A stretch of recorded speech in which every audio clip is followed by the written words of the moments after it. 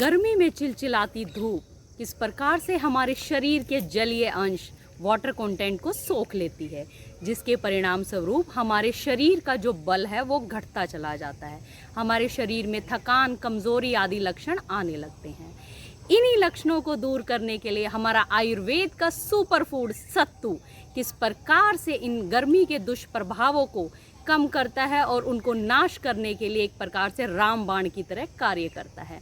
नमस्कार, मैं वैद्य रुचिका यादव अपने नए YouTube चैनल आयुर्वेद एक जीवन शैली में आप सभी का हार्दिक स्वागत करती हूँ।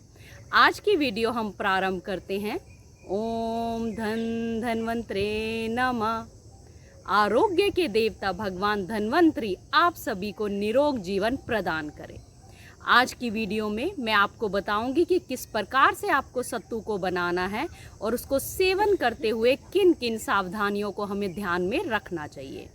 हमारे भारत देश में विभिन्न प्रांतों में बहुत अलग अलग प्रकार के खाद्य पदार्थों के द्वारा सत्तू को बनाने का प्रचलन है, जैसे कि चने की दाल का सत्तू, जौ का सत्तू, चने का सत्तू, भूगड़े चने का सत्तू, गेहूं का सत्तू और लाजा, जिसे कि हम खील कहते हैं, जिसे हम दीपावली के त्यौहार पर यूज़ करते हैं, उसका भी सत्तू बनाया जाता है।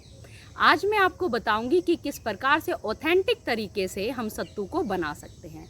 हमने क्या लिया, सबसे पहले हमने जौ को लिया। जो जौ लेनी है वो छिलके से रहित लेनी है, छिलका उस पर नहीं होना चाहिए। उसको हमने साफ़ करने के पश्चात उसको हमने एक साइड में रख लेना है। उसी प्रकार से हम भूगड़े चने लेंगे। भूगड़े चने का जो ऊपर का छिलका है उसको हटाकर इन दोनों चीज़ों को आपको लेना है और इन्हें मंद आंच पे सेकना है। आप इन दोनों को समान मात्रा में ले सकते हैं। भूनने के पश्चात जब ये ठंडे हो जाएं तो इन्हें मिक्सचर ग्राइंडर में डालकर आप इनका चूर्ण बना लीजिए और इसके पश्चात आप इसे एयर टाइट कंटेनर में रख सकते हैं, अपने फ्रिज में भी। अब ये तो हो गया कि हमने उसका पाउडर बना लिया। पाउडर बनाने के बाद आप उसको डेली प्रतिदिन कैसे यूज़ करना है, इसके लिए हम दो विधि बताएंगे। एक तो ये है कि भाई सत्तू का शरबत जो कि मीठा रहेगा, और दूसरा नमकीन सत्तू। अब हम बात करेंगे कि आपको मीठा सत्तू कैसे बनाना है। अडल्ट है उसको देना है तो आप 2 चम्मच, 1.5 से 2 चम्मच छोटी वाली ले सकते हैं। वो पाउडर आपको एक गिलास में लेना है। उसके अंदर धीरे धीरे आपको 100 to 120 ml घड़े का ठंडा पानी डालना है और उसे धीरे धीरे मिक्स करके घोल बनाना है। अगर आप एकदम से सारा पानी डाल देंगे तो उसमें गांठें पड़ जाएंगी, तो आपको धीरे धीरे करके उसका घोल बनाना है। घोल बनाने के पश्चात आपको थोड़ा सा उसमें सेंधा नमक, भुना हुआ जीरा और इलायची चूर्ण। इलायची चूर्ण जो है वो ऑप्शनल है, आप डाल भी सकते हैं और नहीं भी डाल सकते।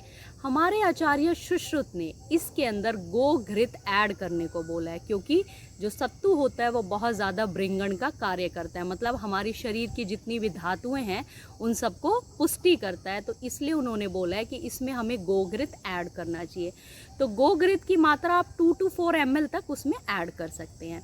अब उसको मीठा बनाने के लिए आप उसमें या तो धागे वाली मिश्री का चूर्ण नंबर 1, या गुड़ भी ऐड कर सकते हैं नंबर 2, या फिर देसी खांड, इसका प्रयोग कर सकते हैं। और इसके बाद उसको मिलाने के पश्चात आप उसका सेवन कर सकते हैं। यहाँ तो हमारी बात हो गई कि आपको किस प्रकार से मीठा सत्तू के शरबत को बनाना है और उसका सेवन करना है। दूसरे पॉइंट पे हम आते हैं कि नमकीन सत्तू में क्या करना है।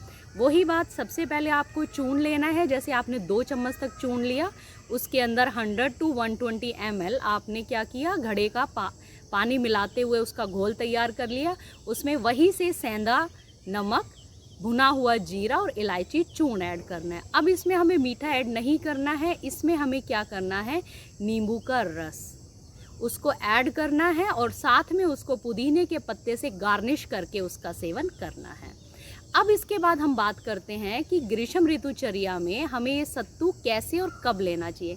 सबसे पहली बात मैं आपको बताना चाहूँगी कि आप ब्रेकफास्ट के समय, जब आप खाली पेट हैं, उस वक्त आप सत्तू का सेवन कर सकते हैं, या फिर दोपहर का खाना पचने के पश्चात 4 से 5 बजे के बीच में भी आप सत्तू का सेवन कर सकते हैं। इसके बाद बात आती है कि अगर आप अरुचि से परेशान हैं, मतलब आपको भूख नहीं लग रही है, आपके शरीर में जठराग्नि बहुत ज़्यादा मंद है, तो इन सभी में हमें क्या करना चाहिए। तो इस सभी में आप लाजा के खील का सत्तू का प्रयोग कर सकते हैं। आपने लाजा की खील ली, उसी प्रकार से उसका पाउडर बना के आप उसे सत्तू का शरबत बना सकते हैं। साथ में जठराग्नि को और प्रदीप्त करने के लिए आप उसमें थोड़ा सा काली मिर्च का चूर्ण डाल सकते हैं। हमारे आचार्य अग्निवेश ने उन्होंने क्या बोला है, उन्होंने बोला है कि सत्तू में आप ताज़े मीठे फलों के रस को ऐड कर भी उसका सेवन कर सकते हैं। जैसे कि अनार का रस हो गया, उसको आप सत्तू में ऐड कीजिए और उसका सेवन कर लीजिए। अब जो मैं अब तक आपको बता रही हूँ कि सत्तू ऐसे लेना चाहिए, अब बात आती है आखिर सत्तू के गुण क्या हैं। हमारे आचार्य वाग्भट ने सत्तू के गुण में बताया है कि जो सत्तू होता है वो बहुत ज़्यादा लघु होता है। सत्वो लाघवा पानीय, अर्थात पीने में बहुत ज़्यादा लघु होता है, और साथ में सद्य बलप्रदा, और सद्य मतलब होता है इंस्टेंट, बलप्रदा मतलब आपकी बॉडी में इंस्टेंट एनर्जी देने वाला होता है। साथ में आपके नेत्र रोगों से अभिप्राय है, जैसे गर्मी के दिनों हैं, आँखों में बहुत ज़्यादा जलन होती है, आँखों से क्या होता है पानी आता है, या फिर लू लगने से क्या होता है, जैसे कई बार कंजक्टिवाइटिस की प्रॉब्लम वगैरह होती है, तो इन सब को भी वो एक प्रकार से नाश करता है। या आपके कंठ के रोग हैं, या आपको बहुत ज़्यादा प्यास लग रही है, तो इसमें भी सत्तू बहुत अच्छा कार्य करता है। अब बात आई कि सत्तू को प्रयोग करते वक्त हमें कौन कौन सी सावधानियों को ध्यान में रखना चाहिए। सबसे पहली बात, दिन में 2 बार सत्तू का सेवन नहीं करना है। नंबर 2, रात्रि में सत्तू का सेवन नहीं करना है। नंबर 3, सत्तू को पानी में घोल कर पीना है, उसको पीते समय बीच बीच में आपको पानी ही नहीं पीना है। नंबर 4, जो आप सत्तू पी रहे हैं उसको एक प्रकार से गाढ़ा घोल बनाकर, जैसे पेस्ट रूप में, मान लो आपने बहुत कम पानी डाला है तो वो टाइट हो जाएगा, तो उसका आपको सेवन नहीं करना है। आप सत्तू का प्रयोग कीजिए, अपने जीवन में अपनाइए, आयुर्वेद को अपनाइए, स्वस्थ रहिए, खुश रहिए। आज की वीडियो मैं यहीं पर समाप्त करती हूँ। अगर आपको कोई भी क्वेरी है तो आप कमेंट बॉक्स में लिखकर भेज सकते हैं। धन्यवाद।